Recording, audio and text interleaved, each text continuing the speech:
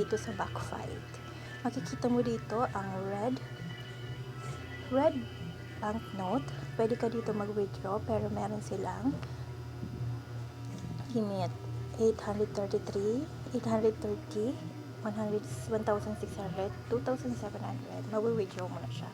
So ako 785 pa lang kaya hindi ko pa mawi-withdraw.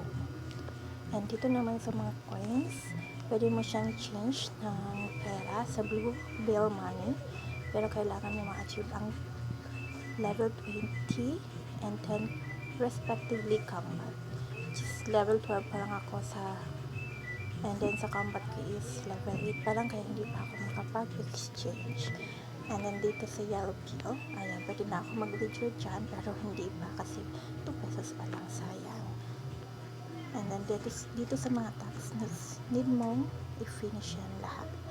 Thank you. Download na kayo ng backfight. Ito po ang aking invitation ID. Just copy paste po. Kunin nyo po yan. Then magkakakuha po kayo ng coins. Thank you. Bye-bye.